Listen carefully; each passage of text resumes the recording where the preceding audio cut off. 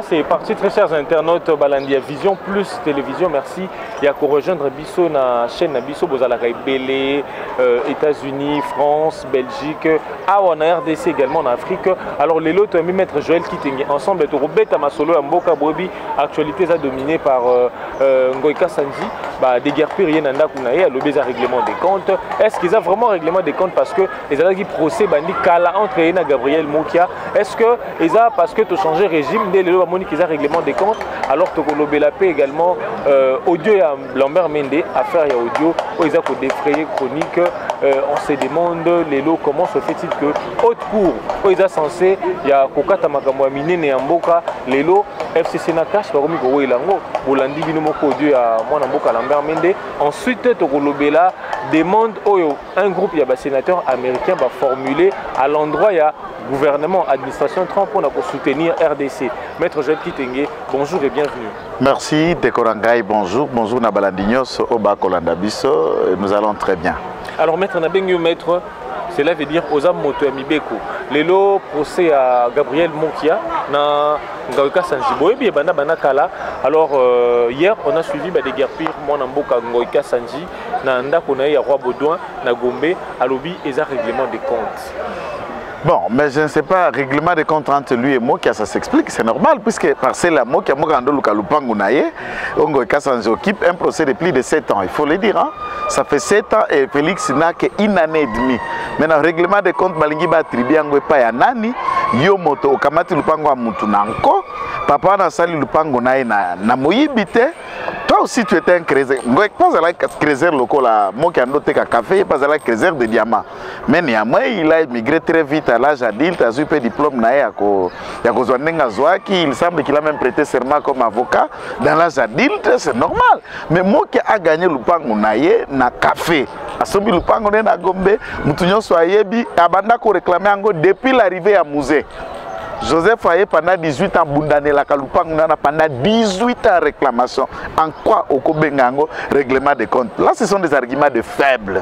Dans la ligne radio Moro de la place à Lobby, Azan a des documents, Azan a des pièces où ils ont attesté que le Pangouana a son bango en bonne et due forme. Il n'a jamais acheté dans bonne et due forme. Mokia était en procès contre un tiers. Ngoïka Sanji. Maintenant, Moutoua pendant que Samba Ngoïka Sanji, Mokia a gagné un jugement où il a gagné. Une personne que Mokia a gagné a esquatté Ngoïka Sanji. Qu'est-ce que vous avez acheté dans le bon et due forme? Qui a mal acheté? Ce qui est vrai, Ngoïka Sanji n'a pas Mokia. La personne qui était en procès avec Ngoïka, avec Mokia, c'est ces dernières, d'un côté que là, Ngoïka Sanji. Entre-temps, justice est condamnée. Son dans la teki, justice est quoi ici? Baktonga l'a composé par la suite. Nous sommes comme déjà irrégulier. Qu'est-ce qu'il a fait dans les bonnes et due formes? Je comprends bonne et due formes. C'est ça ma déficit. Droit dans le la kindoki. Baeko la ngona kimukolo to ko pumba malamute. Nenga bango kota droit na bajo na kibompaka et université d'abord tanga droit ezana inikini na kisasao. Yo moko za gouverneur en fonction na Mbujimai. Kala distance, responsabilité politique na ye. Non, modernisation hein, cours en ligne. Non, cours en ligne na inikini ezate. Au sommet basila. Na lobby na TV, cours en ligne ndeko ezate. Kuna kaka syllabus oye prof van na auditoire. Tu vois la auditoire 1500 500 pour qu'on manage nous. Mambo beleza au baksana kinwana. Makambo belete, tout est à refaire. Tout est à refaire. Tant Otali pendant 60 ans, tu fêté 60 ans il y a indépendance. Au université congolaise ni neza na Chikia ba université africaine. Ça dit tout est à refaire. Nous n'avons même pas une bonne université. L'INIKIN, c'est à peine va réflexionner na Taïwan, va réflexionner par Mokonzambok. Tu as suivi, tu as été à Omwana. Depuis l'époque coloniale, première fois va réflexionner par Om. N'arrivé à président Félix. Vous imaginez un peu ça? Et tant que c'est pourquoi il ne comprend pas dans les bonnes et due formes, mal acheté, bien acheté, ça déficit et à côté de droit à retard qu'il a mis dans cet état de cause. Alors, mon maître Kitenge, en parlant pour conclure de CIOYO, tout lundi, Penza na ba réseaux sociaux, tout lundi, on a déclaration, expression en colère, toral bol, il y a ancien gouverneur, il y a Kassaï, qu'on s'en prendre na couple présidentiel, qu'on s'en prendre na l'épouse, il y a président de la République, dire que Papa Nangazana Mongo, à l'égard de côté, de tels propos, à l'égard, il y a moi si à Mokonzi, à Mboka. Mais c'est normal. C'est normal. Je vais revenir par là. Mais parce que au-delà de tout, moi, je suis fier de le dire et de le répéter que Bakasaï bazana culture na bango. Moi, non, naza kasaïen. Mais l'essentiel est que Azande mal éduqué. Éducation reçue de la base vient de ses pères et mères. Mais pas plus longtemps, tout le monde a vidéo ne circule dans le net, maman na bango, akanga qui est papa na bango na leki na na chambre. Voilà mais une sorte de famille éducation na ga ko ilo bakangi ngo na couper na torse ni yoza journaliste. Yengo ikasanji agola la kabana na emoko. Ato za depuis toi na la kae. Et finalement, moto ko makana tata na et de quelle moralité, aza de quelle éducation, kwa ya kolobana mutoyo, ye au lobasko ko di être première dame za kitoko. Tango zota la ba produit o ya pakola lokola ngola. Nde kitoko okani na maman Denise. Et quand vous regardez cette pétasse, la zara kitoko okani na maman Denise. Hein? Et puis député Ango, papa na ende alikaki député de manière où il a été. Né papa na ke na Sénat et là il a remplacé son père na parlement. Tango tal ya brouti de tête là. Ozomona ke maso na kokadi na maman Denise. Non, le bipé azana mutu azana atangi koki kozala pe première dame. Ozomona. Ça, ce n'est pas n'importe, c'est pas n'importe quoi. Première dame, eza makamba kotanga, eza makamba libala. Nana kwa kobala yobi makara tata na yo. Parce que pourquoi ma première dame il faut oya kobala onda za président de la République donc comme première dame. Yo za moi ça tata na yo. Ce qu'on a quoi kobala. On a to côté vie privée to. Mais c'est ça la question. Yo OK za la mbanda tata na bokilo tata na pesaka. Nana. Sinon mon amboka réaction na yo en tant que avocat acte wana. Eza ils insultent à l'endroit de la première dame, ils ont diffamation à l'endroit de la première dame. Cette dame est mariée à M. Félix Tshisekedi, président de la République, depuis plusieurs années. Le procès Moki Angoïka Sanji a plus de 18 ans. Elles n'ont rien à voir dans ces procès, ni première dame, ni le président de la République. Elle n'a rien à voir là-dedans. Au commun, prenons l'hypothèse que cette dame-là est députée nationale. Réaction au Moniwana, est-ce que ça a été dans le Parlement? Et la réaction à ton vide. Puisque c'est une décision de justice, monsieur. François Mitterrand François Mitterrand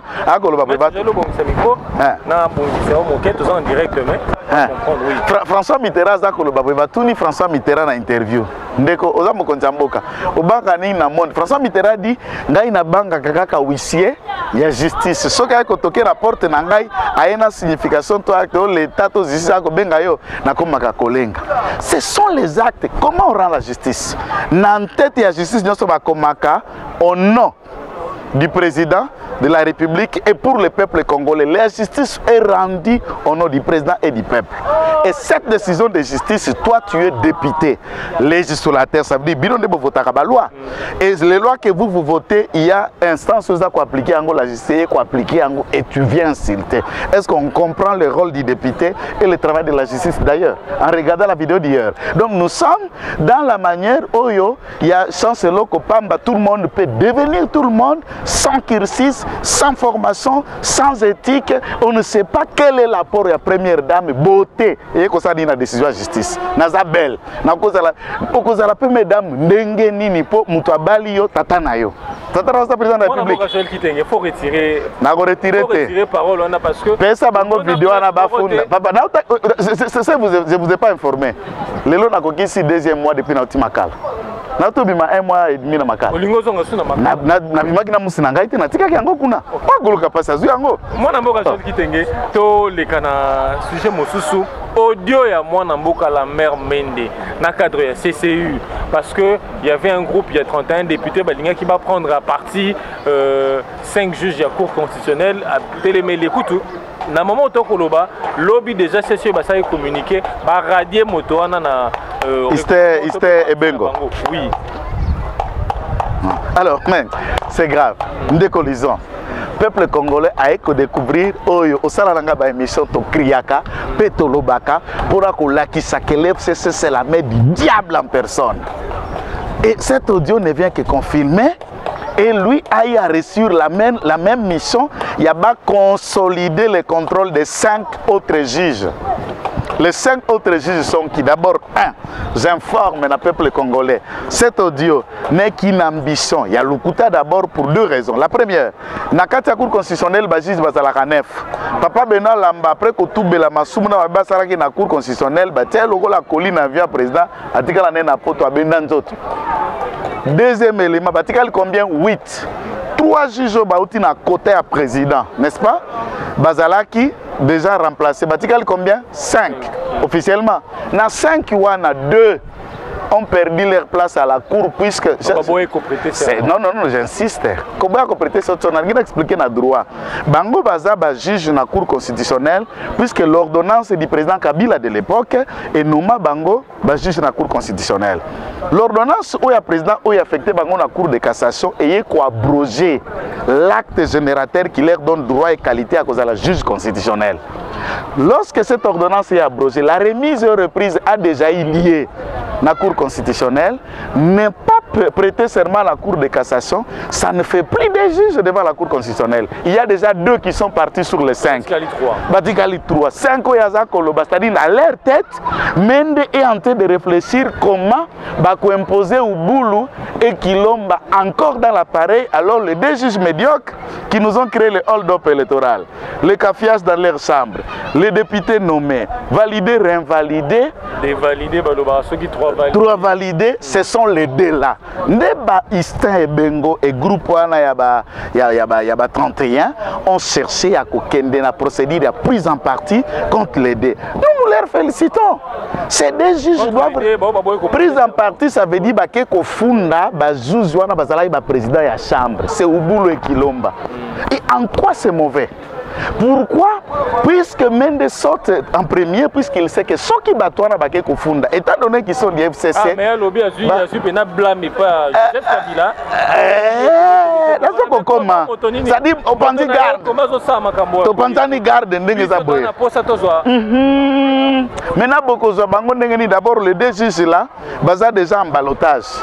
Dès lors qu'ils n'ont pas prêté serment à la Cour constitutionnelle, na Cour de cassation, na Conseil d'État, na Cour constitutionnelle, bazar sous les 6 KT. Ils ne sont pas 5.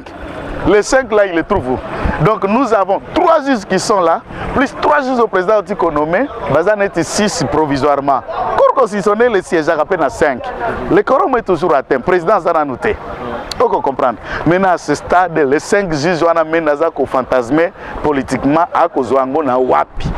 Ce n'est que dans l'imaginaire de Mende. Tango bazuzi wana obulu na Kilomba tango bakeba obi bango bakotika la bazuzi ya Cour constitutionnelle parce que eza na article moko ya constitution elobi ke zuzi azali inamovible. Maintenant nalingi non zuzi aza na mandat na ye ya 9 ans esengeli asilisa yango yango bango na mituna bango bayebi ke non bazati lelo bazuzi ya Cour constitutionnelle. C'est minable de leur part de chercher le bras de fer avec le président de la République pour interpréter la loi de cette sorte. Nangina zonga na le droit. Nangina zonga kana mobeko wana. Cour ezali na direni. Mise à créer depuis 2014, mise en place 2005. 2020, la Cour elle-même est âgée de 5 ans. Le mandat ya bazuzi wana esengeli ezala conformément à la Constitution de 9 ans. Toutefois, c'est la question que va kobosana. Ezali renouvelable toutes les 3 années par tirage au sort. Lorsque yoza nommé 9 ans. 3 ans après Bassali tirage au sort. Pour que le tirage au sort je ne peux pas partir puisque j'ai 9 ans. Ah mais c'est la question que Batouara n'a pas tout nangai wana za na kata constitution. C'est yango wana kozanga. Président bakoma ki non, même si on est juge on peut ignorer. Ça c'est l'ignorance puisque Baza tenté par la corruption. Non. Moi je vous dis ça c'est don de domination. Kilomba a escaladé les étapes pour ça les magana bazuzité. Il était juge na TG Injil. A combien de temps président TGI il était bas conseiller dans la cour d'appel. A combien de temps président à la cour d'appel était bâti conseiller dans le cabinet ministre Luzolo. Dit que conseiller à la cour d'appel, on le place conseiller dans la cour suprême de justice de l'époque. De la cour suprême de justice, au bout de quelques 5 ans, on a échelonné du TGI Njili jusqu'à cour constitutionnelle. Quel cursus. Vous parlez ça Maël ou bien Sotese. On a le pesé les mots, je parle personnel à Signo Sobakola Nangai. Quel cursus bato parabongo. Papa Ouboulouana c'est un vieux, il a échelonné progressivement pour en arriver là. Mais lui qui l'homme, quel cursus. Il est intelligent, ça c'est clair, il est intelligent. Mais intelligence teintée de politique, ça ne s'en va pas. Donc ici, M. Mende, cet audio n'est qu'un complot vaste. Il faut considérer cet audio comme un coup d'État projeté. Coup d'État que ça a la forme bibalée. Et ça a un coup d'État constitutionnel, ça veut dire on utilise les voies légales pour que ça moto na au Brital autosal la gama mandoki. Ici nous sommes dans l'état constitutionnel. Exactement, c'est un coup d'état qui vient d'être démontré, dévoilé par M. Mende. D'autres trucs c'est un motu na mona mboka na sujet au plutôt na lettre yo ba sénateur américain ba comme l'administration Trump.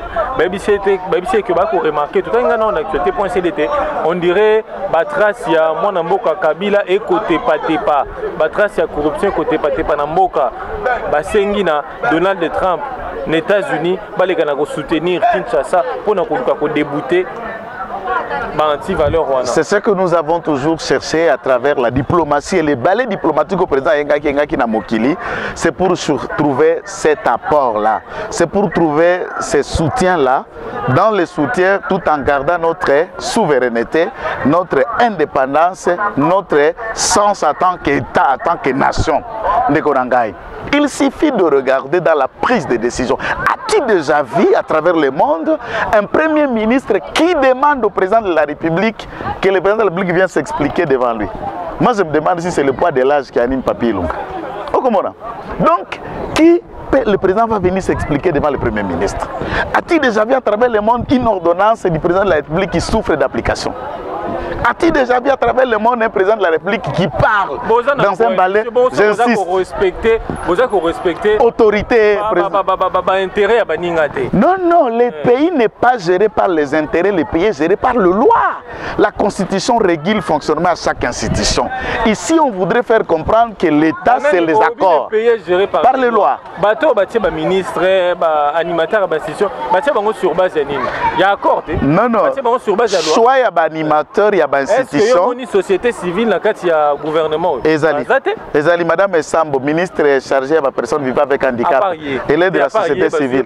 Non, c'est déjà une entité. C'est déjà une entité. On dirait une chose et son contraire dans le poteau. Les pays gérés par les lois, mais comme on a non, non, ça veut dire quoi? Non, non, non. Il y a le loi de la République, mais les choix d'animateurs qui vont animer les institutions régulées par la loi ont été fruits d'une concertation. Il y a deux forces, FCC et CASH. Ça c'est clair. Mais néanmoins, l'audio, j'en ajoute pour revenir, on est déjà passé par là, l'audio de Mende est dans le mimétisme complottuel. Sangana, pour empêcher Mokonzamboka à matérialiser le peuple. Parce que entre Mokonzamboka, Nabato FCC, na population, nana konyo kwama, nana ana passe, nana zangeloko. Nani a ibi mbongo ya Congo pendant 18 ans, na population, na FCC, na cash. Toutes les questions, les réponses, mutunyo soyez bien. Nenga na koloba boye. Le boko ya bayi américain, et sengel débattre la mise pour la présidente de la République, avant fait un mandat nae à dissoudre le Parlement. Puisque na expliqué que kolongwa na kati ya coalition sa volonté à Congolais nyoso na yangai. Mais kobinga la coalition sans donner d'abord une fin dans l'Assemblée nationale, c'est un risque. Le président ne doit pas courir un tel risque. Pour Nanine, tant qu'il y a le président de la République, sa majorité, le gouvernement qui va être viendra de cette majorité. La constitution congolaise n'a pas prévu la cohabitation. Moi, la cohabitation est en quantité. Pour qu'il ait une nouvelle majorité, il doit dissoudre le Parlement. Ça, c'est un. En deux, j'attends tout le monde prône réforme. Les réformes sont bien, il faut choisir et regarder. C'est les réformes urgentes et maintenant importantes et les réformes importantes mais qui ne sont pas urgentes. Tout cela est nécessaire que si nous avons notre propre majorité, s'il faut prôner la réforme aujourd'hui, avec cette majorité qui est là au Parlement, je parie que dans leurs esprits diaboliques, il faut faire passer la réforme en athée. Comment le président va réformer? De ce fait, il a besoin de moyens. Qui dit anticiper, les élections anticipées, moyens, CENI, équipés et autres, et vu la difficulté du Covid, nous peinons à mobiliser 10 milliards de dollars pour le budget à l'État fonctionner. Il a besoin de l'apport des États-Unis. Et nous saluons vraiment cet apport des États-Unis et des autres, puisque Kabila sur le mal congolais. Maître Joël Kitenge, tu as peut-être un week-end pour la consoler sous Malam Maramboka. Na pesi bino merci mingi. Longonya nzamba pambola bandeko bakolanda biso mikili na mikili. Po bakoluka kota contact na biso bokobenga biso na numéro ya chaîne. OK. Merci beaucoup na bino banson bozui libakwa pour l'émission yo. To sisi pena na maso na biso na kati parce que azana ebele akoloba yeso na pesi question moko à répondre vraiment na question na kotuna on dirait zaka nganga to pesango. To kutani bongo na miko zali ko na invité mosusu.